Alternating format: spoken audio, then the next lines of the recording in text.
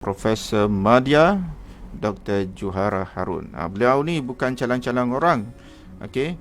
Bukan calang-calang orang. Beliau merupakan pensyarah Jabatan Radiologi. Okey. Pensyarah Jabatan Radiologi, pengerusi Unit Kesedaran dan Penyelidikan Kanser Payudara Hospital USM, University Sains Malaysia.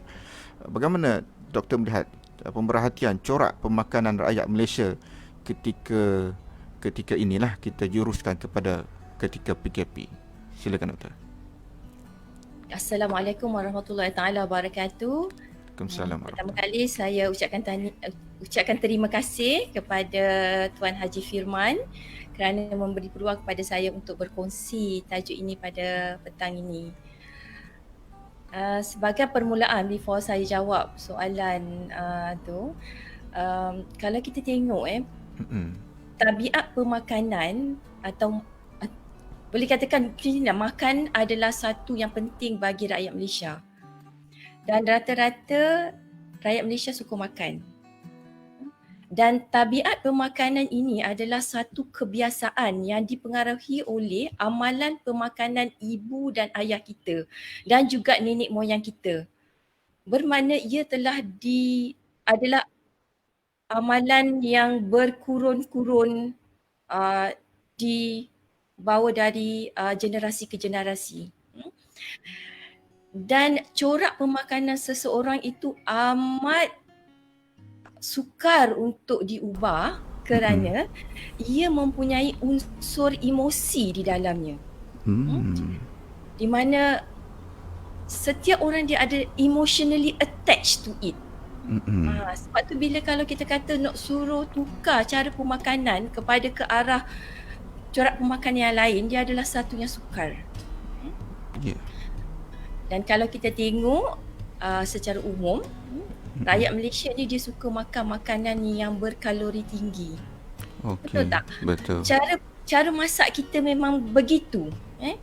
Nasi lemak, roti canai, rendang, gulai, itu semua adalah cara masakan yang kalori tinggi.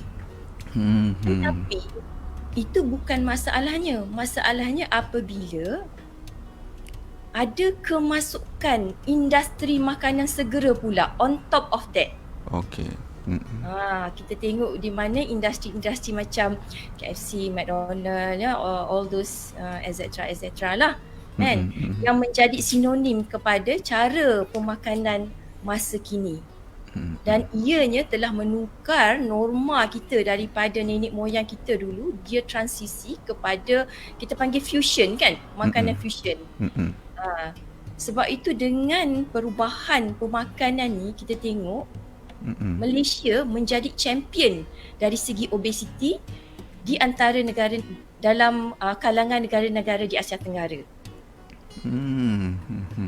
Jadi kalau kita tengok corak pemakanan, dia berkaitan dengan obesiti dan seterusnya penyakit-penyakit yang kita bawa bersama dengan obesiti. Dan satu lagi, orang Malaysia dia suka makan, kita makan banyak kali. Banyak kali. Ya. Mungkin dulu tidak, sekarang ni sebab kita mendapat akses yang mudah kepada makanan. Maksudnya kalau kita tak kerja pun, ibu-ibu kan yang tak bekerja, dia boleh beli makanan tersebut. Jadi tak perlulah nak daripada pagi nak sediakan makan and so on. Kalau kita bayangkan, kalau kita perlu sediakan makanan tu daripada asal daripada bahan mentah, I don't think kita boleh masak 5 kali sehari. So dia akan terbatas kepada makan mungkin 2 kali sehari, makanan yang ringkas-ringkas, kan, macam itu. Jadi natijahnya bila ada PKP, saya lihatlah sesuatu yang positif. Sebab saya suka tengok ibu-ibu mula turun dapur. Masing-masing tunjukkan skill memasak, kan. Ada yang buat roti canai lah, ada yang buat kari pap, dan mencuba berbagai-bagai resepi untuk ahli keluarga dan juga untuk menghiburkan anak-anak. betul. Jadi saya nampak di situ sebenarnya kita ada satu peluang yang positif untuk mengubah cara hidup atau cara pemakanan, our lifestyle. Cuma yang saya takut adalah apabila kita sudah terbiasa dengan cara pemakanan yang sebelum PKP, trend kita juga ke arah kita memilih makanan yang juga tidak sihat. Jadi rather than kita mencuba resepi-resepi yang mungkin ringkas, kita lebih suka membuat resepi-resepi yang complicated. Kita nak cuba buat something yang kita tak pernah buat. Contohnya buat roti canai. Saya rasa benda tu renyah. Buat kek, saya rasa benda tu agak renyah. Berbanding dengan kalau kita masak yang simple-simple sahaja, di mana tidak memerlukan banyak effort. Betul. Jadi Alright. mula-mula tu saya nampak macam alhamdulillah lah kita ada peluang untuk ke arah positif. Sebab saya ni memang jenis yang masak saya ringkas. Tak apa. Yang pentingnya masak tu. Sebab sekarang ni doktor, kalau kita tengok bukan saja isteri. Dalam musim PKP ni bukan isteri je turun ke dapur. Para suami juga nak tunjuk skill. Ada satu grup sampai satu grup tu grup suami masak kan. Suami masak tak jadi. So masing-masing nak tunjuk skill, kemudian upload, kemudian share dalam social media. Dan lagi makin kompleks yang mereka masak, makin orang kata rating yang dapat dari sudut social media makin banyak. So bagaimana doktor melihat ialah macam doktor kata ni, ia sesuatu petunjuk yang bagus apabila PKP ini dilaksanakan dan kita dah beralih daripada kita asyik membeli, kita dah turun ke dapur sendiri, tapi akhirnya kita akan memasak dengan gaya kita yang tak sihat. Kita nak tukarlah kalau boleh cara masakan kita yang kalau kita tengok orang Melayu ni macam doktor kata tadi tu, dia punya ingredient tu terlalu banyak benda-benda yang boleh membuat ataupun memberi kita banyak penyakit. Okey. So dari sudut pandang, kalau ada tak ada sedikit punya perbezaan semasa PKP dengan PKPB. Kalau kita lihat PKP ni agak ketat sedikit dia punya kawalan pergerakan dia. Tapi sekarang ni kalau kita dah masuk PKPB ni, nampaknya tabiat ada, gaya dan cara kita dah sedikit berbeza. Bagaimana doktor melihat perkara ini? Kalau kita tengok sifat manusia dia mudah beradaptasi dan dia juga kreatif. Jadi saya tengok rakyat Malaysia ni memang cepat beradaptasi dan juga kreatif. Seawal 2 fasa pertama PKP tu, saya telah tengok ada perubahan di mana dengan kreativiti kita cuba untuk kembali kepada cara pemakanan sebelum PKP. Kita usahakan juga supaya kita mendapat akses kepada makanan-makanan begini. Macam contoh, kalau kita dah terbiasa sebelum ni makanan kita adalah makanan segera, kita lebih kepada beli all those fast food kan, burger dan sebagainya. Jadi dalam masa PKP kita dihalang sebab kita dihalang sepenuhnya dari mendapat akses. Tapi sebab rakyat Malaysia ni dia kreatif, dia akan cuba usaha cara lain supaya KFC tu sampai ke rumah atau McDonald itu sampai ke rumah. Dengan ini maka adaptasi itu sangat cepat. Jadi saya tengok seawal PKP kedua tu dah ada sistem-sistem delivery untuk penghantaran atau mengambil order makanan-makanan begini. Dan orang kata kalau kita nak buang tabiat kan memang susah kan. Especially kalau tabiat itu kita dah amalkan selama beberapa tahun sehingga kita dewasa. Betul doktor. Bukan saja delivery doktor. Itu bab delivery. Kreatifnya masyarakat kita ni boleh buat delivery, okey, seperti mana fast food tadi. Tetapi di dapur sendiri pun dah ada, okey, chef-chef homemade kita ni yang boleh jadi, yang boleh sediakan burger sendiri. Okey, dah boleh buat fast food yang lebih kurang macam jenama-jenama yang doktor sebutkan tadi. Okey, macam roti canai. Saya tengok dulu kita tak pernah pun tebal roti canai, tapi sekarang ni dah reti tebal roti canai. Alright, dengan gaya yang tersendirinya lah. So itulah kreativiti, adaptasi yang doktor sebutkan tadi. So, okey doktor, saya nak tanya. Okey, sebelum saya nak tanya soalan seterusnya, terima kasih saya nak ucapkan kepada rakan-rakan kita yang sudi masuk ke Facebook Live kita pada waktu ini. Okey, jangan lupa untuk tekan butang share supaya ramai lagi rakan-rakan kita yang berada di mana-mana saja di atas talian di waktu ini dapat mengikuti siaran secara live ini yang kita bawakan daripada page FS Network Channel. Dan tajuk hari inilah tajuk yang cukup menarik, dan kita nak bawakan secara bahasa yang paling mudah untuk anda fahami. Kadang-kadang kita nak bagi penerangan dalam bahasa medical ni pun saya takut orang tak faham, doktor. So hari ni insya-Allah dengan cara gaya yang kita cuba terapkan ini, kita kongsikan satu cara penyampaian yang agak santai. Okey, yang penting sampai. Walaupun santai tapi sampai. Okey, so pastikan kalau anda juga ada soalan-soalan, boleh tanya, tulis di ruangan komen, nanti kita akan baca. InsyaAllah doktor akan menjawab setiap soalan yang anda kemukakan. Baik, doktor, soalan seterusnya. Bila bercakap tentang makanan ini, di Malaysia lah, saya tak tahu ini satu kenyataan yang boleh diterima, tapi ini pendapat peribadi saya lah. Okay?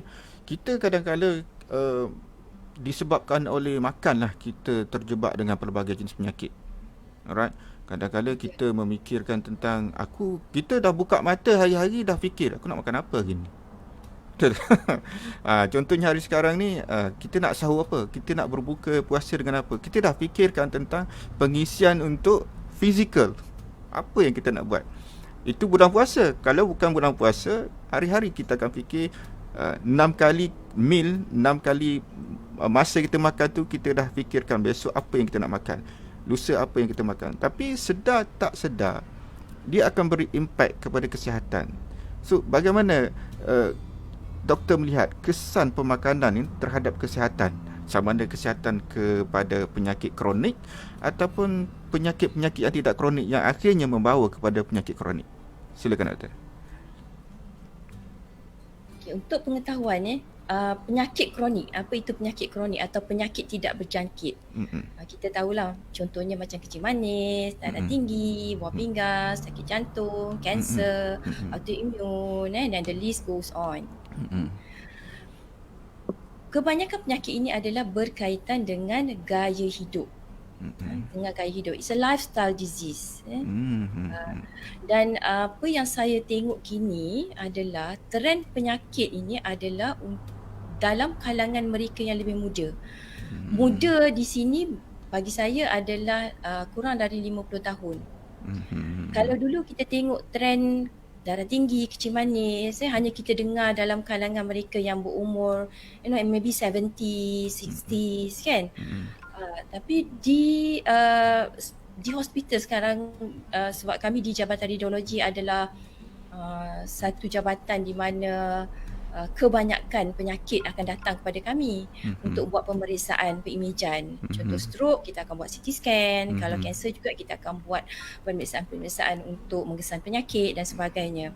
Jadi apa yang saya lihat adalah trendnya adalah penyakit ini dalam kalangan mereka yang berumur kurang daripada 50 tahun. Ini adalah umur, kalau kita tengok umur di mana mereka ni belum pencen lagi. Betul. Kan? Umur 40-an, dan kalau kanser kadang-kadang umur 30-an. Bermakna penyakit-penyakit kronik ini telah menyebabkan kualiti hidup kita semakin berkurangan. Kita mungkin hidup disebabkan teknologi perubatan yang moden, kita mungkin boleh hidup sehingga umur 80. Tapi kita kena tengok dari segi kualiti hidup. Jadi tidak guna kalau kita mendapat stroke pada umur 45 dan kita terpaksa hidup dengan keadaan begitu sehingga akhir hayat kita 70 atau 80. So the quality of life is not there anymore. Kita nak elakkan begini. Dan kalau dulu kita tahu penyakit-penyakit ini adalah kita selalu salahkan keturunan. Kita kata itulah mak ayah kita ada kecil manis. Memang aku kecil manis dah lah. Tak boleh nak buat apa. Mak ayah kita ada darah tinggi. Tak boleh nak buat apa dah. Dia kata aku memang akan dapat darah tinggi. Dia seolah-olah menyalahkan takdir. Betul tak? Sebab kita rasa macam bukan salah kita. Bukan salah kita. Itu the escape part of it lah.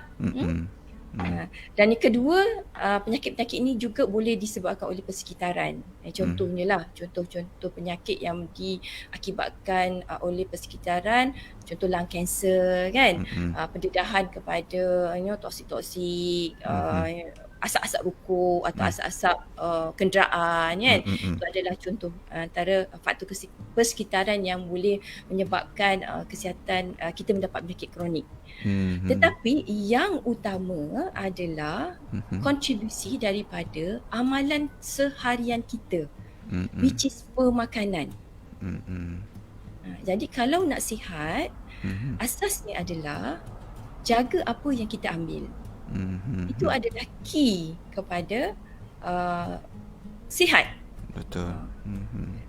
Okey, mengapa pemakanan ini boleh menyebabkan kepada penyakit kronik? Okey, kalau kita tengok punca penyakit-penyakit kronik adalah dari satu proses yang dinamakan radang, inflamasi. Inflamasi radang ni. Okay, radang ni macam mana contohnya? Radang ni macam luka lah, luka. Kalau kita dapat luka, apa yang berlaku adalah akan merah, sakit dan seterusnya, dia akan membengkak. Jadi badan kita ni dia ada satu sistem pertahanan ataupun askar-askar yang tugasnya adalah untuk membaik pulih apa juga injury ataupun luka yang berlaku di dalam badan kita. Jadi proses inflamasi ini boleh dibahagikan kepada dua. Satu adalah inflamasi akut dan kedua adalah inflamasi kronik. Inflamasi akut ni senang contohnya. Kita luka, okay? After few days kita tengok luka tu siar. Siar dah. Sembuh. Okay. Tetapi apa yang berlaku di dalam badan kita adalah penyakit kronik ini disebabkan berlakunya chronic inflammation atau inflamasi kronik di mana luka ini tidak sembuh-sembuh. Jadi kenapa luka ini tidak sembuh? Luka ini tidak sembuh kerana setiap masa kita menyebabkan badan kita luka. Sistem badan kita ini luka. Maksudnya kita masukkan perkara-perkara apa yang kita makan itu menyebabkan sel-sel di dalam badan kita ini atau askar ini terpaksa bekerja untuk melakukan pembaik pulihan. Jadi inilah yang menyebabkan menyumbang kepada penyakit-penyakit kronik seperti darah tinggi, kecil manis, buah pinggang, especially macam darah tinggi. Darah tinggi dan sakit jantung, ia adalah penyakit yang berkaitan dengan salur darah. Betul. Dulu kita satu masa kita kata penyakit ni disebabkan kita makan banyak kolesterol kan. Banyak sangat makan lemak, banyak sangat makan telur kuning lah kan. Okey. Kolesterol, sebab isu kolesterol ni sangat kontroversi. Dan masalah sebenarnya bukan disebabkan oleh kolesterol itu. Sebab kita tahu setiap yang Allah jadikan di dalam tubuh kita mempunyai fungsi-fungsi tertentu. Jadi kolesterol ni dia ada kolesterol baik, ada kolesterol jahat kan. Dan apa yang berlaku adalah bukan kolesterol itu yang menyebabkan penyakit jantung. Tetapi inflamasi ataupun luka yang tidak sembuh di dalam ini yang menyebabkan kerosakan pada dinding salur darah yang akhirnya menyebabkan salur darah kita menjadi keras dan tertutup. Jadi itulah yang menyumbang kepada penyakit jantung dan juga darah tinggi. Yo, pada ringkasnya kita kena tahulah juga doktor, apakah jenis makanan yang boleh menguatkan sistem badan kita. Kalau kita ambil makanan-makanan yang bukan saja menguatkan itu satu, yang kedua yang boleh melemahkan sistem badan kita. Yang sekarang ni kalau kita tengok tabiat yang ada di masyarakat kita, satu ialah dari segi kandungan tu sendiri. Kandungan mungkin saya tak pakar, mungkin doktor boleh bagi tahu penjelasan dari segi ingredient tu, dari segi doktor kata dari dia panggil nutrisinya dan kalorinya. Tetapi satu lagi gaya pemakanan kita yang saya tengok hari ni, kita tengok rakyat Malaysia ni dia makan tak tentu masa sekarang ni. Dia boleh makan sebab memang akses dia senang, nak dapatkan makanan bila-bila masa, di mana sahaja, secara offline pun boleh, secara online pun boleh. Tetapi bila dah terlalu cepat, bila terlalu senang, terlalu cepat, boleh di mana-mana, di sampinglah kandungan ingredient satu, yang keduanya dari segi masa makan. Kejap-kejap mengunyah. Sebenarnya apa kesan dia dalam konteks ini? Kita terlalu kerap makan. Ada sokmo ni kita bawa ni, ada sokmo dalam beg kita, dan makanan itu pula bukannya makanan yang sihat. Bagaimana doktor komen sikit satu statement ni? Okay, kalau kita tengok kita panggil apa yang kita sebut nafsu makan, selera makan. Keinginan untuk makan. Okey. Kenapa kita nak makan? Apakah yang mencetuskan supaya kita rasa nak makan? Kejap-kejap lapar. Adakah rasa lapar? Betul ke rasa lapar? Okay. Sebab ada juga kebanyakan daripada kita makan walaupun kita tidak lapar. Okey. Betul tak? Sebab ia menjadi tabiat. Jadi bukan masalahnya dengan makan itu, tetapi apa yang kita makan. Sebab bila ada keperluan untuk makan, badan kita memberi satu signal bahawa badan kita memerlukan makanan, yang kita memerlukan tenaga. Jadi datanglah selera makan, kan? Dan selera makan tu dikawal oleh hormon-hormon dan dikawal juga oleh otak dan sebagainya. Tapi isunya di sini adalah apa yang kita makan. Kita boleh makan kalau kita rasa kita nak makan 10 kali ke, tak ada masalah. Tak ada masalah. Okey. Sebab kalau badan yang sihat, kita akan dengan sendirinya akan berhenti makan apabila cukup. Tetapi masalahnya sekarang adalah satu adalah apa yang kita ambil itu. Sebenarnya pengambilan makanan itu sendiri akan menyebabkan kita makan, kita rasa untuk makan seterusnya. Makan. Macam seolah-olah dia tak ada full stop kepada apa yang kita nak makan. Dan kita akan craving, kita akan rasa nak makan benda-benda yang tidak sihat lah, yang berkalori tinggi. Betul tak? Kita rasa nak lepas makan nasi, bayangkan kita kenyang dah makan nasi. Cukup dah nasi sepinggan dengan lauknya, dengan segala-gala bendanya. Tapi lepas makan tu kita rasa macam tak puas hati selagi kita tidak makan dessert yang manis-manis. Kan? Jadi itulah masalahnya. Kenapa ini berlaku? Bermakna apa yang kita ambil adalah salah. Sebab selera makan kita dan tabiat pemakanan kita dikawal oleh hormon-hormon di dalam badan kita. Okey. Alright doktor, saya nak baca beberapa soalan yang telah pun kita ada respon daripada netizen ini. Okey, soalan daripada Kauthar Ismail. Kauthar Ismail ni daripada, saya rasa Kauthar Ismail ni dia daripada Johor ke daripada mana tadi? Okey, soalan dia ada dua soalan. Okey, kita tengok soalan pertama dulu. Macam mana nak didik anak untuk makan sayur? Kadang-kadang susah juga nak minta anak-anak kan makan sayur ni, sebab tak semua budak-budak ni suka ataupun gemar makan sayur. Macam Dr. SD, macam mana doktor didik anak supaya makan sayur ni, doktor? Saya rasa soalan tu memang sangat relevan. Mm-mm. Rata-rata Mm-mm. anak-anak memang tak suka makan sayur. Mm-mm. Mungkin disebabkan rasa sayur itu sendiri. Mm-mm. Jangankan kanak-kanak, orang dewasa pun ada juga yang tak makan sayur. Mm-mm. Orang kata sampai tua tak makan sayur kan. I think the taste bud dekat sayur tu sendiri mungkin ada rasa-rasa tertentu lah. Mm-mm. Tetapi kita mungkin boleh didik anak kita. Mendidik anak tu bukan dengan cara paksaan.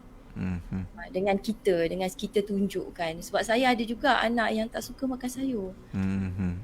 Saya pun tak tahu nak buat macam mana. Mm-mm. Kita doa lah supaya satu hari nanti mungkin terbuka hati dia untuk makan sayur. Mm-mm. Sebab suami saya juga tak suka makan sayur. Oh, dia ada full package ni kan? Dia ada full package. Saya ada 2 orang. Anak saya yang seorang ni ikut saya. Memang makan sayur. Yang seorang lagi tak mengikut saya. Jadi apa yang kita sebagai ibu lah, saya rasa kita tidak boleh berputus asa. Dari peringkat kanak-kanak mungkin kita boleh cubalah dengan kreativiti kita untuk mengolah supaya sayur itu nampak presentable, kita olah menjadi sesuatu yang fun, yang yang sedap, supaya kanak-kanak ni tidak rasa threaten lah bila dia nampak sayur tu. Macam nak lari kan, memang takut. Sampai kena kejung kadang-kadang nak makan sayur. Tapi ada juga budak-budak, saya tengok ada juga budak-budak yang suka makan sayur. Kecil-kecil lagi dah makan ulam. Very impressive. Mungkin agak yalah kena paksa pun saya tak pasti. Atau setengah orang ni dia punya taste bud dia tak sama. Ada yang kita panggil hyper sikit taste bud dia, di mana kalau rasa pahit tu dia rasa sangat pahit. Betul. Tapi kalau setengah orang yang tidak sensitif sangat, mungkin makan peri mentah pun tak ada masalah. Jadi untuk kanak-kanak lah, mungkin untuk kanak-kanak, untuk awal-awal janganlah kita bagi dia makan ulam. Kan? Kita ubahlah sikit brokoli tu, kita jadikan something kan. Mungkin dalam bentuk bubur dan sebagainya. Kita cuba kan. Okay. So kita kena lebih kreatif lah. Okay. Lebih kreatif macam mana nak nampak sayur ni. Kadang-kadang ada yang sayur color-color kan. Itu pun dari segi psikologinya pun boleh membantu untuk menambah selera makan. Kalau asyik sayur yang sama je, kita sendiri yang suka sayur ni pun kata so kita kena tukar cara. Ada lagi soalan, doktor? Nampaknya tajuk ni memang tajuk yang sangat mendapat sambutan jugalah bagi saya, sebab ramai juga yang cuba untuk bertanya soalan. Okey, soalan kedua, saya nak habiskan soalan kedua Kauthar Ismail ni. Soalan dia yang kedua ialah, anak-anak seringkali membeli makanan seperti nugget, sausage di luar. Biasanya lepas habis sekolah ke contohnya, beli di luar sekolah. Penjual yang meraih keuntungan di luar sekolah dan mengorbankan kesihatan anak kita. So bagaimana mungkin doktor boleh bagi pandangan sikitlah, sejauh mana kita encourage anak-anak kita ni untuk beli makanan-makanan seperti nugget yang berada di luar kawasan sekolah tu. Bagus ke ataupun tak bagus ke, atau macam mana, doktor? Silakan, doktor. Bagi saya makanan seperti nugget dia bawah kategori frozen atau processed food. Okey. Memang tidak bagus untuk anak-anak. Full stop. Full stop Full stop di situ. Maksudnya kita sebagai ibu jangan beli, dan kita juga nasihatkan kepada anak untuk tidak membeli. Of course dia, bila anak-anak di luar sana susahlah kita nak halang dia. Tapi dari semasa ke semasa kita bagi nasihat, kita bagi tahu. And then kita jangan sahaja halang, tetapi kita bagi alternatif. Budak-budak ni kita tak boleh kita kata jangan, and then kita full stop. Tiada alternatif. Kita bagi alternatif. Okey, jangan instead of beli nugget, mungkin adik boleh beli buah ke, buah jambu ke. Ha. Mm-mm. Atau budak-budak ni kan selalu balik sekolah dia lapar. Mm-mm. Betul tak? Dia balik lapar. Jadi mungkin kita boleh bekalkan dengan something yang sihat lah. Supaya Mm. bila balik sekolah tu dia ada something untuk mancing. Sementara dia sampai ke rumah. Okey. Kita sebab ada benda yang kita tak boleh nak control kan. Takkan kita nak marah orang yang jual di luar sana. Mm-mm. Yang kita tak boleh control. Jadi apa yang kita boleh control, kita control. Okey. Okey, ada soalan lagi doktor. Saya rasa saya nak baca soalan-soalan yang ditulis di ruangan komen dulu. Sebab kita nak raikanlah juga kepada kawan-kawan kita ataupun sesiapa saja yang berada di talian ketika ini yang bertanyakan soalan. Okey, kita tanya dulu ataupun kita cuba menjawab dulu persoalan ini. Daripada Izzat Syahmin. Okey, tadi telah menjawab dua soalan daripada Kauthar Ismail. Boleh Kauthar Ismail beri respon, berpuas hati ke apa ke? Boleh bagi respon di bawah ya. Saya nak teruskan kepada soalan yang berikutnya, iaitu daripada Izzat Syahmin. Okey, Izzat Syahmin dia tanya, sekarang bulan puasa doktor, dan kebanyakannya kita akan makan lepas tarawih dalam pukul 9.45 malam. Okey, yang mana waktu tu agak lewat lah. 9.45 malam ni, lepas kita tarawih, dia kata moreh. Apakah pandangan doktor serta nasihat Dr. Ju mengenai pengambilan makanan untuk moreh ni? Kadang-kadang kita ni, moreh kita ni bukan setakat moreh makanan ringan yang biasa-biasa, tapi dia dah menjadi makanan yang luar biasa. Silakan Dr. Ju, macam mana kita nak tengok perkara ni? Okay, kita berbalik kepada isu tadi lah kan. Kenapa kita makan. Kalau ikutkan kita makan buka tu dah banyak dah. Kenyang dah, orang kata kenyang nyadar dah tak? Nyadar. Nyadar. Jadi apa tujuan kita makan? Kita makan moreh ni dia satu sebab dia dah kebiasaan kan, lepas tarawih kan, tak ada nak buat apa, makanlah sikit kan. Tak salah kalau kita nak makan kan, tapi kita rasa tak perlu kot kalau kita makan berat-berat kan. Mungkin kalau kita ambil, kita pilih-pilih lah makanan yang kita ambil. Mungkin kita boleh makan buah ke kan, kalau kita ke arah yang sihat kita boleh makan buah. Makan colek lah, orang Kelantan kan suka makan colek. Boleh lah, tak ada masalah. Dan pastikan tidak ambil dalam kuantiti yang banyak. Sebab biasanya lepas moreh tu kita tak ada nak buat apa dah, nak tidur dah.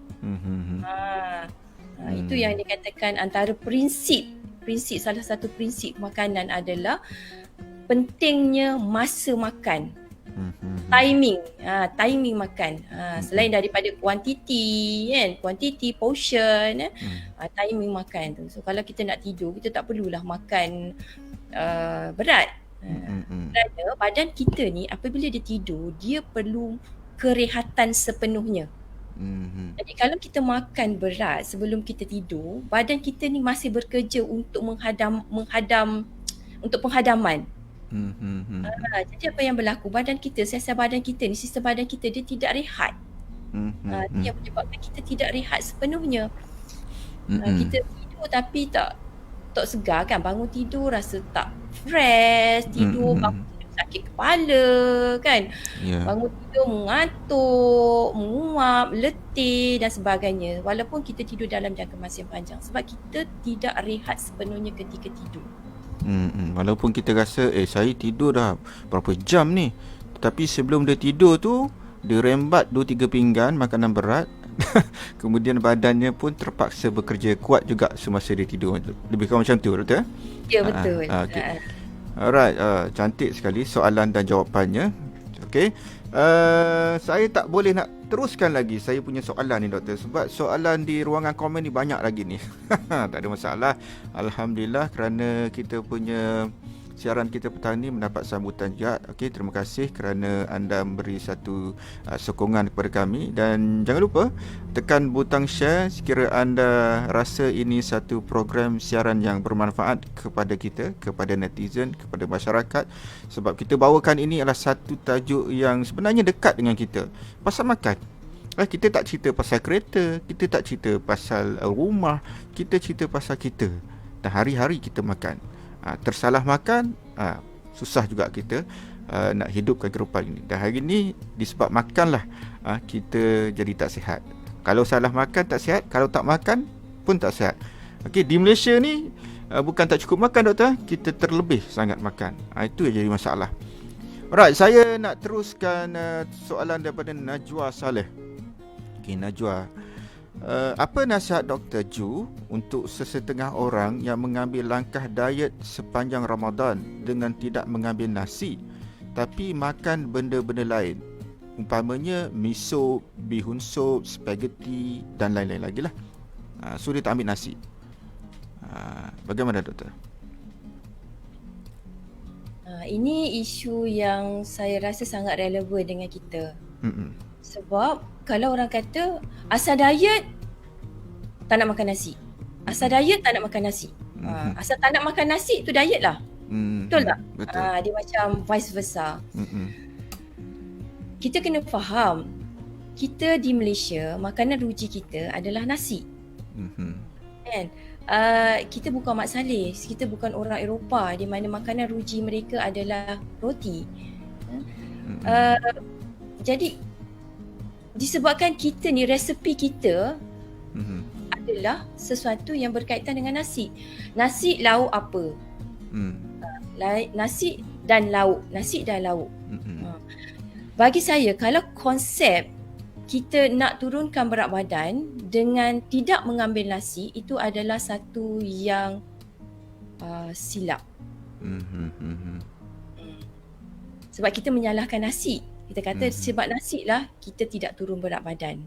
Kita kena faham bahawa jika nasi itu diambil dengan betul, makanan itu diambil dengan betul, kita boleh turun berat badan, tak ada masalah. Okey. So jadi bagi saya lah, kalau daripada mengambil makanan-makanan seperti spaghetti, pasta-pasta, mi dan sebagainya, lebih baik ambil nasi. Okey. So sekarang ni sebab kita ni dah macam gaya hidup pemakanan kita ni dah berbeza. Mungkin waktu sekarang ni lah. Dah bercampur dengan orang-orang Eropah, dah bercampur dengan foreigners dan sebagainya. Jadi pendedahan makanan-makanan seperti ini dah seperti macam biasa. Orang dulu-dulu tak kenal benda macam ni doktor, kan? Apa kejadah benda ni makan ni. Even kalau kita pergi makan dekat KFC contohlah, kan, kita makan dengan ayam sekali, nenek-nenek kita kata, mana nasi ni, kan? Akan makan lauk je ni, kita nak makan nasi. So dia dah jadi perubahan. Tapi yang pentingnya kita kena berbalik kepada asas kefahaman.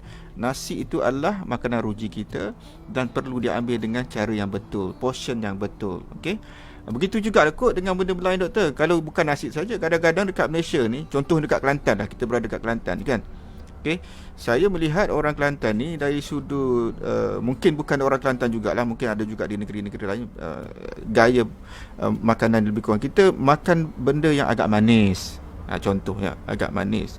Sedangkan dari sukatan gula itu pun boleh dikurangkan. Bukan tak boleh langsung gula. Kalau tak boleh langsung gula, dia akan jadi benda lain pula, jadi hyper pula, kan doktor, kan.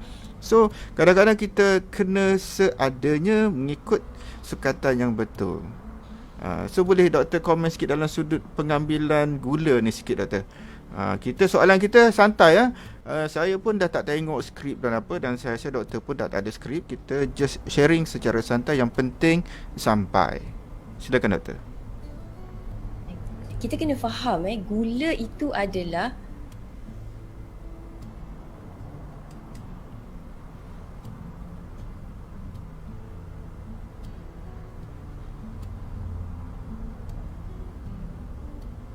Hello? saya tak dengar suara. Hello, dengar tak? Saya dengar. Oh ya ke? Dengar. Sekarang baru dengar. Okey.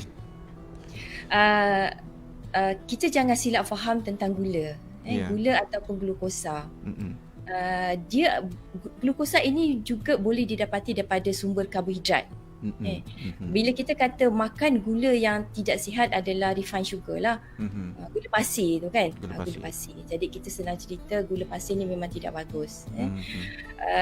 Memang perlu dihadkan pengambilan refined sugar atau gula pasir, kerana dia directly menyebabkan surge of insulin. Dia akan menyebabkan spike of insulin. Insulin dalam darah akan naik secara mendadak. So dari segi kalau ikutkan, sepatutnya kita tak perlu pun ambil gula. Sebab makanan kita mempunyai natural sugar. Dalam setiap makanan secara aslinya dia dah ada dah gula-gula secara natural. Kalau kita nak makan manis pun lah sedikit, kita kata boleh, tak ada masalah dalam kuantiti yang sedikit. Sebab tu makan manis ni kita panggil dessert kan. Dan kalau dessert tu sepatutnya dimakan di akhir makan, di akhir meals, bukan di awal meals. Sebab dia akan menyebabkan insulin kita naik dengan mendadak. Jadi kita ambil gula dalam kuantiti yang sangat sedikit. Dan saya galakkan rather than ambil gula pasir, kita boleh ambil gula dalam bentuk natural seperti madu. Oh, madu. Sebab dia bukan saja memberi rasa manis, tetapi dia juga mengandungi vitamin dan mineral di dalamnya. Jadi kita tidaklah rugi ambil gula kosong kan, gula yang tiada nutrisi. Jadi kalau kita ambil madu, kita akan dapat rasa manis dan di samping itu kita dapat juga nutrisi. Saya nak sentuh dalam salah satu amalan pemakanan kita, iaitu kita kena pastikan bahawa apa je yang kita nak ambil perlu ada nutrisi. Kita fikir, adakah makanan yang kita ambil ini contribute kepada nutrisi atau tidak? Apa itu maksud nutrisi, doktor? Nanti orang tanya apa ti nutrisi ni. Nanti kata saya daripada awal lagi tak faham nutrisi tu. Doktor bagi penerangan sikit, apa maksud konsep nutrisi ni? Konsep nutrisi ni adalah vitamin dan mineral di dalam sesuatu makanan. Contoh vitamin A, B, C, D, E, dan sebagainya. Itu adalah konsep nutrisi. Dan nutrisi ini adalah sesuatu yang sangat tidak stabil, di mana kalau kita tidak jaga, dia akan hilang. Sebagai contoh, vitamin C di dalam sayur-sayuran. Dia akan hilang jika kita masak sayur tu sehingga terlalu lebih masak lebu ke macam terlalu lebu. Orang Johor sebut layur. Layur, betul lah, layur. Ya, betul ke? Betul. Sampai masak yang amat terlebih lah orang panggil kan. Overcook. Yes, overcook. Jadi kita fikirlah, adakah apa yang kita makan itu bernutrisi atau tidak? Kita fikir dari segi itu saja. Makanan yang mempunyai nutrisi yang tinggi, yang terbaik adalah dalam bentuk naturalnya, iaitu makanan asli.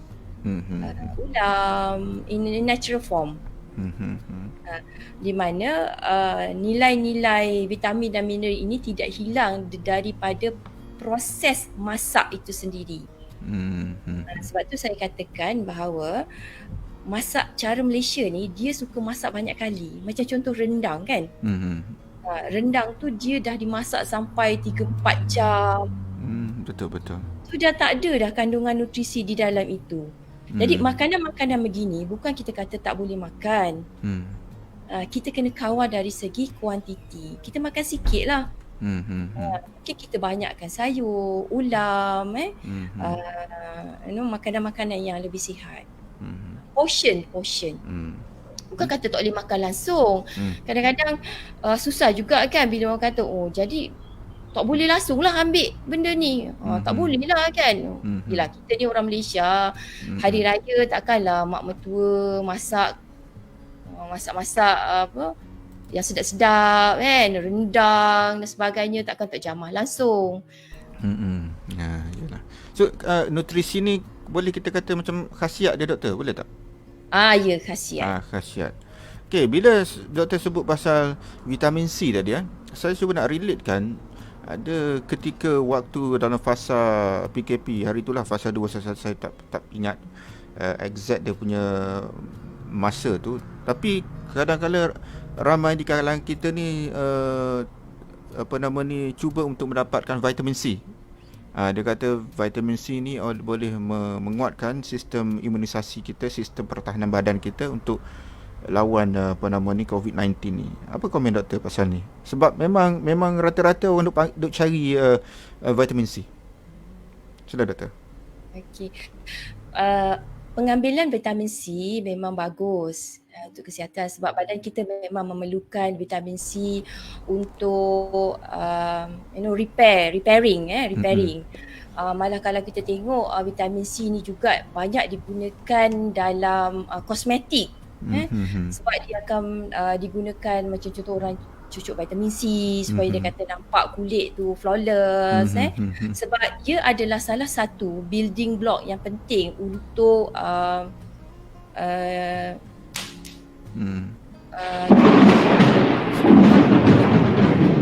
bunyi petir kuat kuat. Saya rasa ada sparkle somewhere. Ya.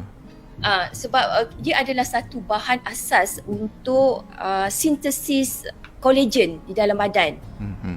Jadi kalau orang perempuan ni nak nampak muda kan, dia ambil lah vitamin C tinggi.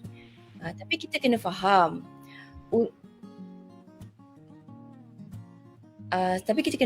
bahawa untuk pertahanan badan kita bukan sahaja vitamin C.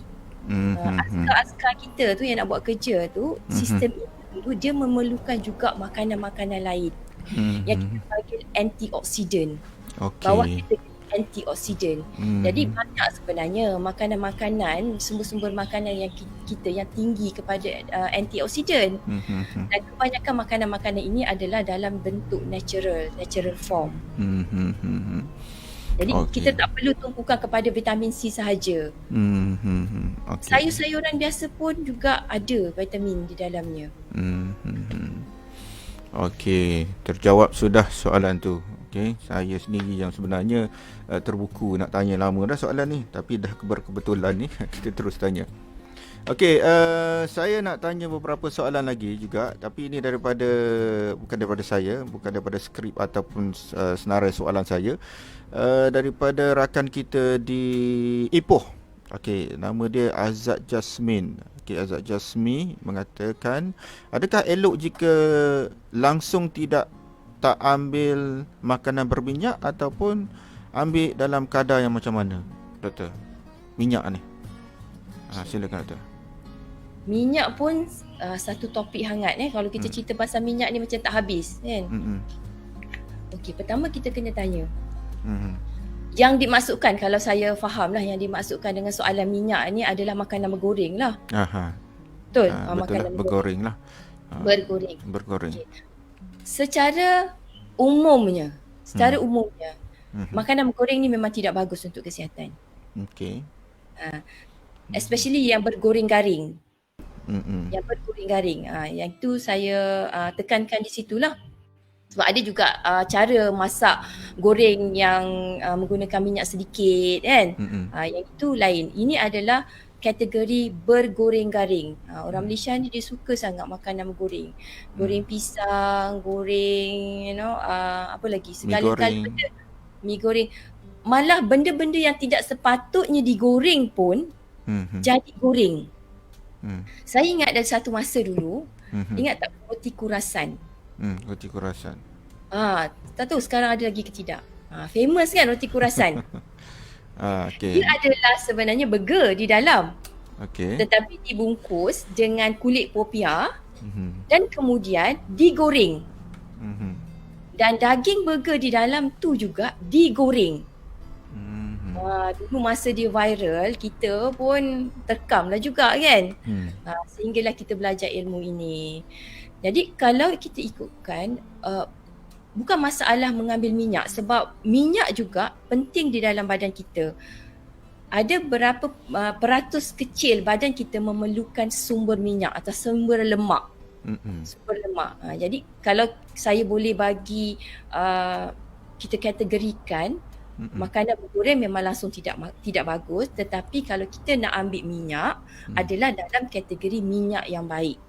Minyak yang baik Dari sumber sebagai contoh adalah dari kekacang seperti kacang walnut, kacang macadamia, ataupun daripada minyak zaitun, daripada buah avocado. Itu juga adalah minyak, kategori minyak atau lemak baik. So, Jadi kalau saya minyak kelapa, doktor? Minyak kelapa? Minyak kelapa, ada setengah orang dia amalkan minyak kelapa kan, dia ambil minyak kelapa dara tu, dia ambil sesudu. Tak ada masalah sebab dia dalam natural form, dia tidak diubah. Dan ada juga orang amalkan ambil minyak zaitun pagi sikit sesudu kan. Yang menjadi masalah adalah apabila minyak itu telah berubah bentuk. Okay. Saya boleh bagi sedikit tips berkenaan dengan minyak okay. Kalau kita tengok minyak, Malaysia ni kita banyak guna minyak masak lah, cooking oil kan, minyak. Jadi minyak masak ni adalah daripada sumber tumbuh-tumbuhan. Jadi kita ada choice whether minyak kelapa ke, minyak kelapa sawit ke, minyak kacang tanah, canola oil, minyak bunga matahari dan sebagainya. Dan ada satu masa dulu kita rasa sebab orang kata minyak zaitun ni bagus, kita pun fahamlah goreng kan guna minyak zaitun. Sebab kita tidak faham konsep minyak itu sendiri. Minyak ini sebenarnya minyak-minyak tumbuhan ini dia mengandungi omega 3 dan omega 6. Jadi kombinasi. Dan kualiti minyak yang baik adalah dari segi ratio atau kadar nisbah keduanya antara omega 3 iaitu minyak baik dan minyak omega 6 iaitu minyak yang kurang baik, 1:1. Di mana kebanyakan minyak di Malaysia, minyak yang ada ni di pasaran adalah tidak begitu dari segi nisbahnya. Jadi kita tak payah fikirlah yang ni minyak ni ratio dia berapa, minyak ni ratio dia berapa. Okay. Yang kita perlu ambil kira adalah apa yang kita buat pada minyak itu. Okay, satu, bila kita goreng, kita nak menggoreng, sudah tentu kita tak akan guna minyak zaitun untuk menggoreng ayam ke keropok ke dan sebagainya kan, sebab satu dia mahal. Ya, betul. Betul tak? Dan biasanya kita akan gunakan macam minyak kelapa sawit, minyak kelapa atau minyak kacang. Jadi senang cerita, anything yang bergoreng garing tidak bagus. So tak payahlah goreng. Ataupun kurangkan aktiviti menggoreng itu. Mungkin kalau kita nak ambil goreng keropok, bolehlah makan seminggu sekali ke kan, berpada-pada atau kuantiti dia sangat sedikit. Okay, yang kedua, dari segi minyak ni kita kena faham bahawa setiap minyak ni dia berubah disebabkan dia ada dipanggil smoking point. Smoking point. Smoking point ni adalah satu tahap di mana apabila minyak itu mencapai sesuatu suhu, dia akan terlerai menjadi sesuatu yang lain. Dia dah transform. Dia transform. Itu yang dia transform menjadi trans fat dan sebagainya, dan ini adalah karsinogenik atau bahan yang boleh mencetus kepada kanser. Jadi senang cerita begini, kalau kita nak ambil minyak yang baik, contohnya minyak olive oil, boleh. Tetapi kita kena pilih juga. Kalau kita perasan minyak olive oil tu dia ada yang boleh digunakan untuk menumis, dan ada juga yang tidak boleh langsung terkena panas. Dia ada dua jenis? Ya. Okey. Jadi kalau kita nak ambil, kita kena perhatikan. Contoh kalau kita beli tu di botol tu, kita tengok kalau dia tulis situ coal production, maksud minyak zaitun itu tidak boleh terkena panas langsung. Okey. So, dan botolnya itu juga sepatutnya dalam warna gelap. Okey. Sebab dia tak boleh percaya panas. Dan dia biasa digunakan untuk dressing dan dressing salad kan. Lepas tu kita tengok kalau dressing salad biasanya dia dalam bentuk sejuk. Betul. Begitulah. Sebab dia berubah. Bila dia berubah, maka dia menjadi sesuatu yang lain, dan inilah yang tidak baik untuk kesihatan. Okey. Ilmu baru ni. Banyak ilmu. Saya pun ni pen dekat tangan ni pun mencatat ni sesuatu ni.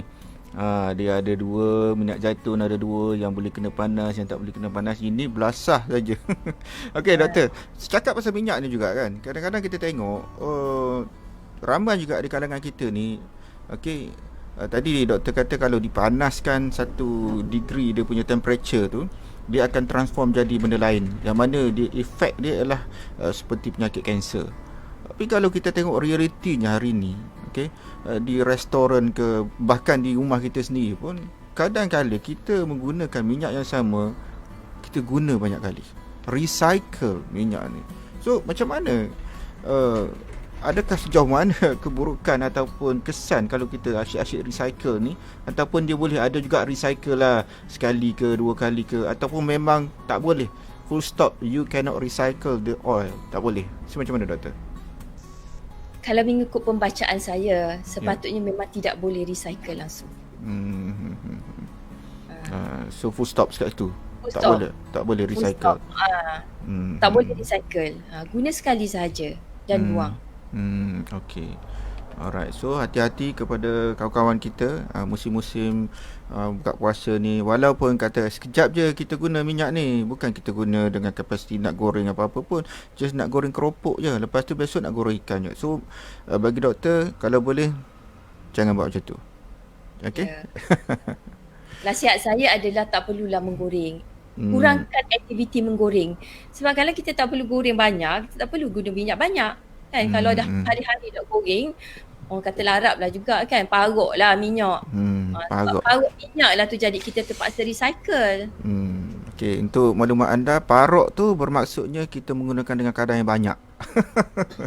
Doktor ni orang Johor, tapi bahasa Kelantan dia melebihi saya lah. Okay, parut tu kita menggunakan dengan kapasiti yang berlebihan. Okay, parut nisel. Kalau kata parut nisel tu kita menggunakan gula Melaka yang berlebihan. Okey doktor, saya nak kembali kepada soalan. Okey, soalan daripada Norazlinah Abdul Rahman. Sekarang ni ada option menggoreng dan menggunakan air fryer. Menarik juga ni. Menggoreng menggunakan air fryer bagi menggantikan minyak. Boleh minta pendapat doktor? Air fryer. Ya betul. Saya rasa air fryer adalah satu teknologi yang sangat bagus. Saya sendiri menggunakan air fryer sebab ada setengah makanan tu memang kebaikannya lah kalau saya nak menggoreng, saya menggunakan air fryer. Apa yang saya buat adalah saya letak sedikit saja mungkin minyak tu, macam kita panggil titik-titik drizzle. So, sikit saja dan terus kita masak di dalam air fryer. Dan biasanya macam contoh kita goreng ikan kan, memang cantik kejadiannya. Kejadian tu memang cantik ikan tu. Ya. Alright. Dan rasa pun sedap kan? Rasa sedap. Rasa pun sedap. Okay, so kepada anda yang nak tukar cara nak goreng tu, okay, cantik. Jawapan yang cukup ringkas, cantik, gunalah air fryer.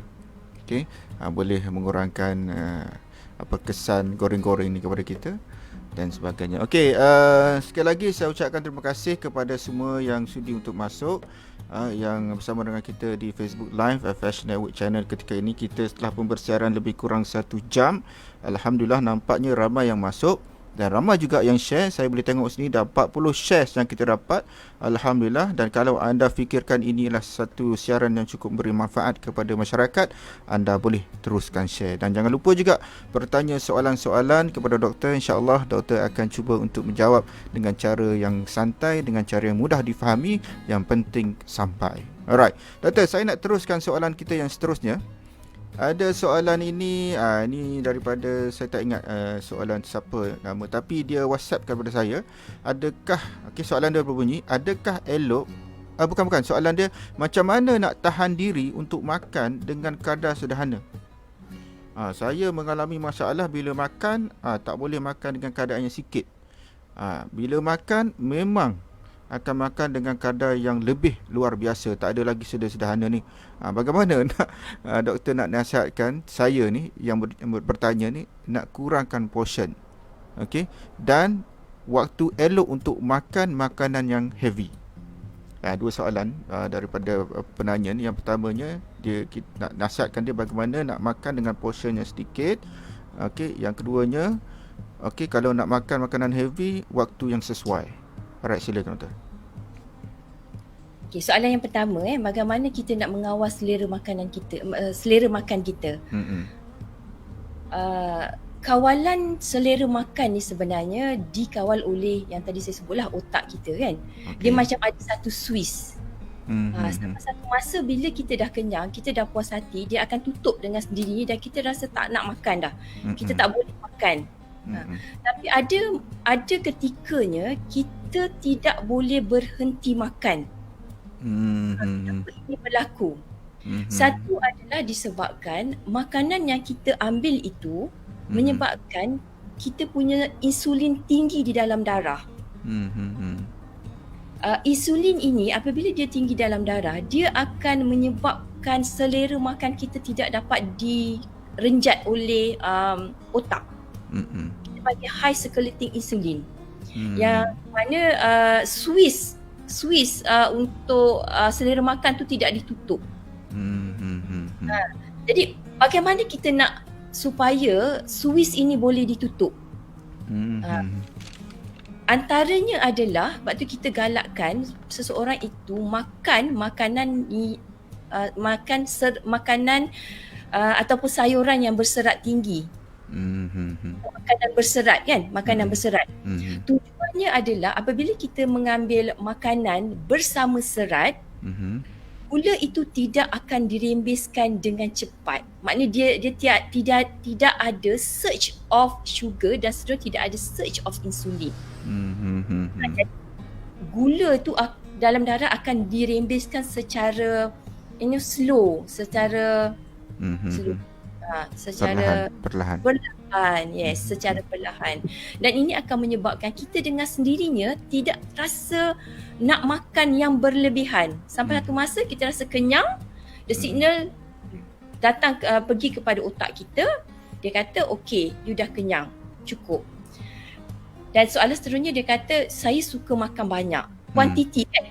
So macam mana kita nak kata? Maksud dia kuantiti tu satu, waktu mana yang sesuai kalau saya nak makan banyak ni? Masa mana? Tengah hari ke, malam ke? Sebab ada setengah pendapat kata makan pagi dengan portion yang banyak sebab kita nak beraktiviti. Ada setengah kata pagi sikit, tengah hari banyak. Ada pula kata malam. So macam mana pandangan doktor? Okey, soalan yang pertama tu tak habis lagi, iaitu berkenaan dengan banyak mana dia nak makan. Sebab dia kata saya ni makan banyak. Ya, betul. Itu pun juga subjektif. Sebab keperluan badan kita bergantung kepada saiz badan kita. Jadi kalau orang badan besar, kita suruh dia makan sikit, memang tak cukup. Cuma kita latih diri kita supaya makan mengikut keperluan badan. Kita perlu latih badan kita supaya patuh kepada signal-signal tu dengan cara mengamalkan makanan yang sihat. Bila kita makan makanan yang sekali dengan makanan kita ada sayur-sayuran dan berserat dan sebagainya, dengan sendirinya badan kita akan regulate. Dia akan bagi tahu, okey, kau dah kenyang, boleh berhenti sekarang. Okey, so soalan yang kedua adalah bila ada masa yang terbaik untuk kita makan. Ini bergantung kepada aktiviti kita. Okey. Kalau kita kerja shift siang, contohnya kita kerja shift siang, shift kita bermula katakan pukul 2 petang. Dan kita makan di mana dalam jarak di mana kita akan gunakan maksimum tenaga ketika itu. Tapi kalau kita katakan shift kita shift malam kan, kalau kita makan tengah hari banyak, so by the time malam tu kita pancit dah, kan, ada tenaga dah. So kita injakkan sikit, mungkin makan kita start pukul 8 ke, kalau shift kita bermula pukul 10 dan sebagainya. Kita kena adjust mengikut aktiviti kita. Nak kata ada setengah orang dia suka ambil breakfast heavy kan, heavy breakfast. Dan kalau dengan heavy breakfast tu kita dah kenyang, kita tak perlu makan lunch, mungkin kita light lunch, tak ada masalah. Penting kita dengar bahasa badan kita. Yang itu kita kena ajar. Bahasa badan. Badan kita akan cakap, oh lapar dan kita perlu makan. So kita kena tahulah switch kita kat mana doktor kan. Ya. Yang masalahnya yang tak tahu switch ni. Itu pun masalah juga. Switch dia dah jam. Itu yang jadi masalahnya. Lepas makan akhirnya barulah ke hospital dan sebagainya. Doktor, saya nak tanya satu soalan yang mungkin agak umum. Tapi sebelum tu, sekali lagi saya nak ucapkan terima kasih. Sebelum saya bertanyakan soalan seterusnya kepada doktor, terima kasih kepada anda yang sudi untuk bersama dengan saya ketika ini, yang telah pun bertanya soalan pun terima kasih banyak-banyak, yang share di mana-mana platform pun terima kasih, yang tidak terhingga juga diberikan kepada anda. Sebab ini sesuatu rancangan ataupun siaran yang bukan sahaja memberi manfaat kepada kita, tetapi dia juga boleh memberi manfaat kepada orang yang tidak ada di atas talian ketika ini. Sebab rancangan kita ini bukan saja kita bawa secara langsung di sini, tetapi terakam selepas ini yang boleh ditonton, okey, di waktu bila-bila masa yang anda sukalah. Alright, dan pastikan sekiranya anda berfikir, anda rasakan program ini satu program yang cukup memberi manfaat, memberi faedah kepada masyarakat, tolong share. Okey, tolong share, tekan sahaja butang share. InsyaAllah dengan hari yang mulia, bulan yang mulia ini, kita bersedekah dengan cara memberi ilmu kepada orang lain. Okey, kadang-kadang kita memikirkan sedekah ini dengan duit, dengan harta, dengan material sahaja.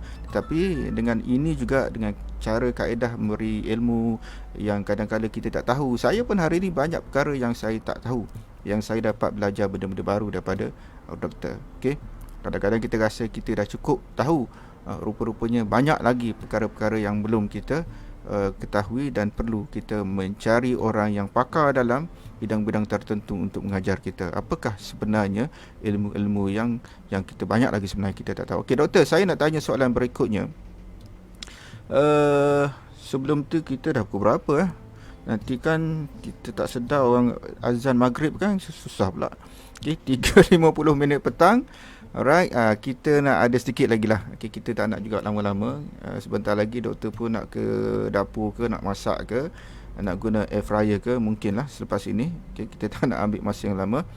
Okey doktor, kesan pemakanan terhadap kesihatan. Okey, kepentingan amalan pemakanan terhadap keupayaan melawan penyakit berjangkit. Okey, mungkin doktor ada sentuh sedikit tadi, tetapi saya nak baca juga. Okey, mungkin kepada mereka yang tertinggal tadi boleh juga mendapat penjelasan daripada doktor. Sebab ada penyakit yang berjangkit. Sekarang ni kita menghadapi satu pandemik, okey, COVID-19, mana penyakit ni adalah penyakit berjangkit. So bagaimana kita, kalau secara asasnya kita nak mengamalkan pemakanan yang sihat, supaya kita berupaya untuk melawan penyakit berjangkitnya. Okey, terutama sekali untuk COVID-19 ni lah. Macam saya kata tadi, ramai yang terkejar-kejar mendapatkan vitamin C, sedangkan ada lagi benda-benda yang lain yang seharusnya kita titik beratkan. Okey, sampai stok dekat kedai-kedai, dekat farmasi pun habis disebabkan oleh orang terlalu memikirkan tentang hanya vitamin C saja yang boleh menyembuh ataupun membendung COVID-19. Mungkin ada lagi kaedah-kaedah yang lebih komprehensif yang perlu diamalkan oleh masyarakat. Silakan doktor. Apabila berlakunya keadaan jangkitan atau pandemik infection pandemic virus COVID virus corona yang menyebabkan penyakit COVID-19. Kita tengok banyak negara-negara mulai gelabah. Betul. Gelabah sebab kita dalam keadaan yang baru, yang mana kita tidak tahu bagaimana hendak menangani infection ini, jangkitan kuman ini. Betul. Dan kita tahu bahawa virus ni dia tiada ubat. Dia tidak macam bakteria. Kalau bakteria kita boleh bagi antibiotik. Tapi virus ni dia tiada ubat. Dia tiada maknanya ubat khusus untuk melawan penyakit. Dan ia bergantung sepenuhnya kepada badan kita sendiri untuk melawan penyakit tersebut. Jadi dari sinilah pentingnya untuk mempunyai sistem pertahanan badan yang kuat. Okey. Dan kalau kita tengok, untuk kita mempunyai sistem pertahanan badan yang kuat, dia bukan develop within overnight. Orang kata bukan overnight punya amalan. Dia tidak ada shortcut. Mm-mm. Bukan kata you makanlah vitamin C sampai berkilo-kilo sehari, Mm-mm. dia boleh boleh meyakinkan bahawa your sistem imun akan mantap dalam masa beberapa hari. Tidak. Mm-mm. Mm-mm. Sebab tu kalau kita tengok apa yang kita makan akan menjadi darah daging. Sebab ianya menentukan kualiti sel badan kita. Kita selalu kalau makan kan kita duk fikir okey bila makan dapat tenaga dan sebagainya. Sepatutnya kita kena fikir dari sudut apa yang berlaku kepada makanan, kepada sistem atau fungsi sel badan kita.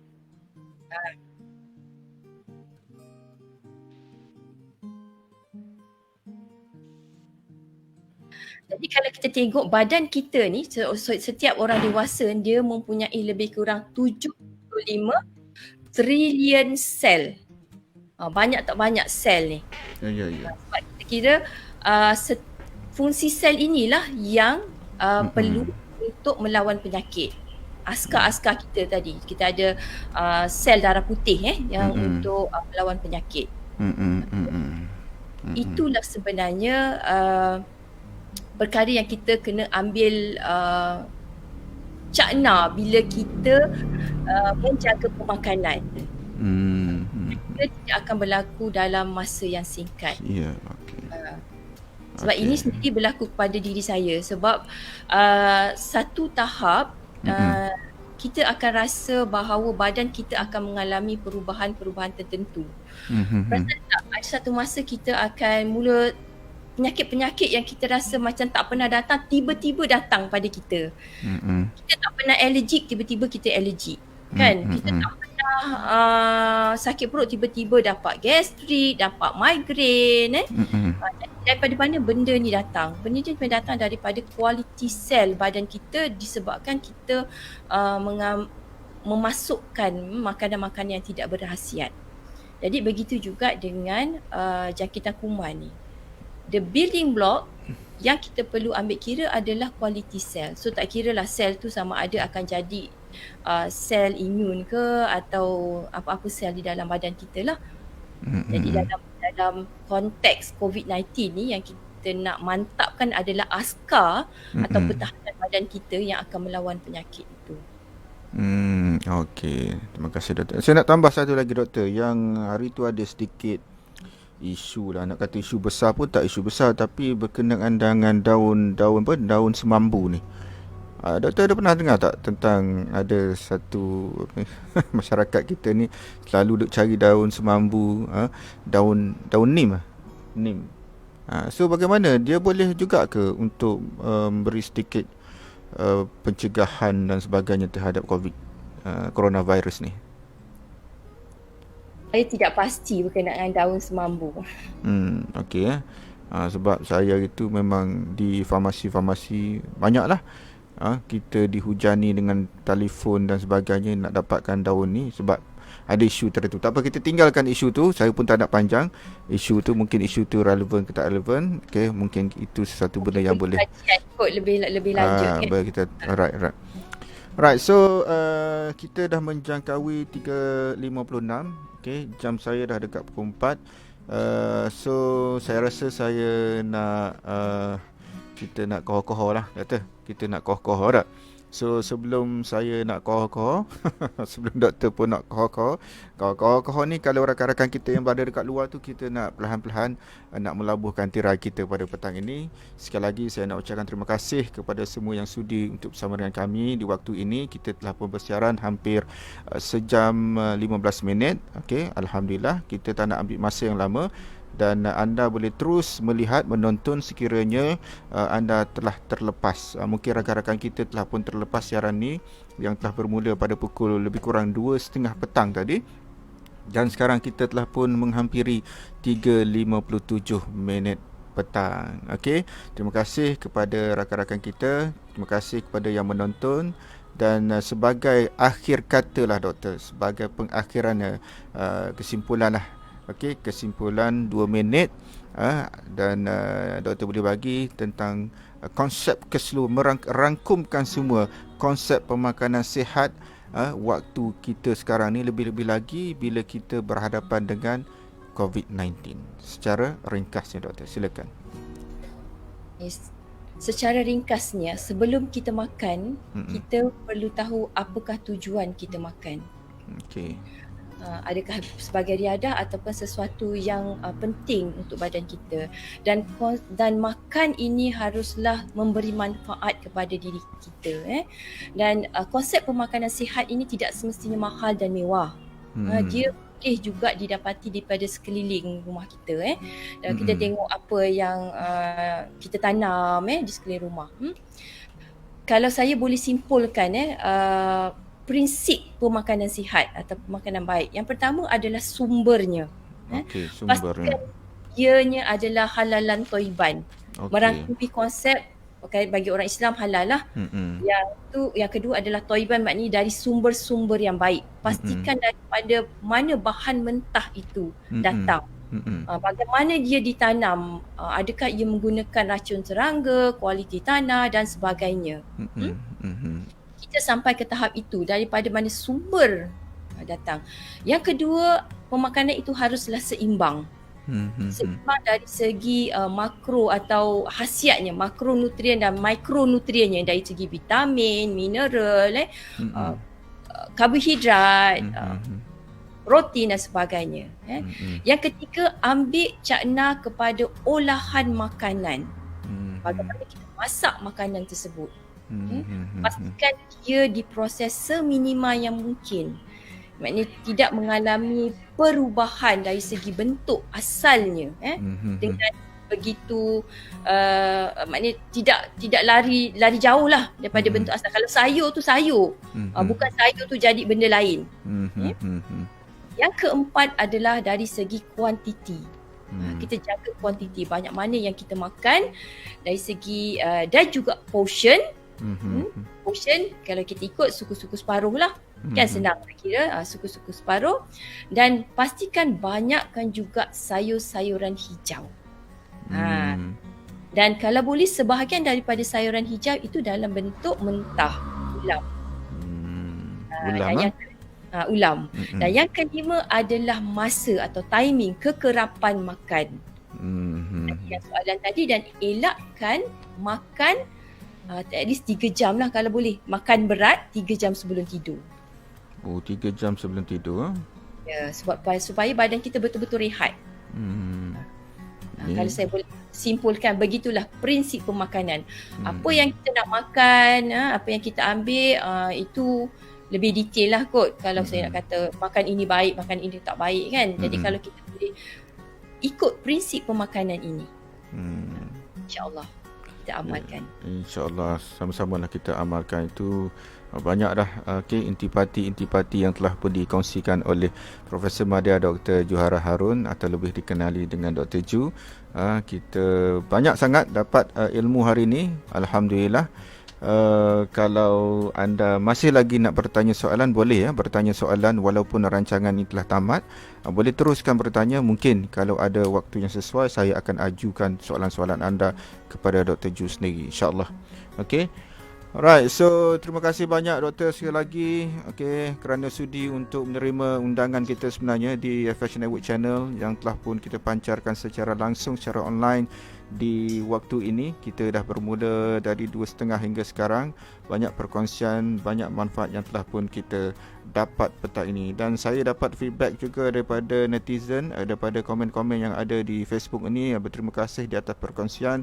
Satu perkongsian yang cukup bermanfaat. Sebenarnya ada lagi soalan-soalan yang ada dihantarkan di ruangan komen. InsyaAllah akan dijawab secara bertulis oleh doktor, sebab kita dah kehabisan ataupun masa kita telah pun dihadkan kepada pukul 4 sahaja. Kalau tak, saya kena bayar doktor ni. Banyak ni kena bayar ni. Bukan main-main bukan main-main rancangan ni, rancangan berbayar. Bayaran dia ialah dia akan diterima di akhirat, insya-Allah. InsyaAllah. So terima kasih. Ada doktor nak berpantun ke? Tak ada. Saya harap satu je, ilmu itu akan hilang jika tidak diamalkan. Jadi tidak guna kalau kita ada banyak ilmu tapi kalau kita tidak amalkan. Walaupun sedikit, kita amalkan dan kalau boleh kita istiqamah. InsyaAllah. Saya harap perkongsian saya ini memberi sedikit eye opener atau awareness lah tentang pentingnya kita menjaga makanan, pemakanan supaya yalah untuk kita dapat berbakti kepada orang ramai kan, kita boleh buat sesuatu yang lebih lagi dalam hidup ni. Ya, betul. So kalau kita ada kepakaran tertentu, kita bagi tahu kepada masyarakat. Ilmu ini kalau kita simpan seorang-seorang pun tak boleh juga. Kita amalkan dan kita kongsikan, dan ia akan berterusan menjadi amal jariah kita. Selagi ia berterusan diamalkan, dikongsikan, itu merupakan kebajikan yang insya-Allah kita akan tuntutkan di akhirat nanti. Okay, terima kasih sekali lagi diucapkan kepada doktor. Terima kasih kepada semua. Kalau ada ruang masa, kita akan berkendara sikit lagi di ruang-ruang masa yang lain. Kita jumpa lagi. Assalamualaikum warahmatullahi wabarakatuh. Selamat berbuka.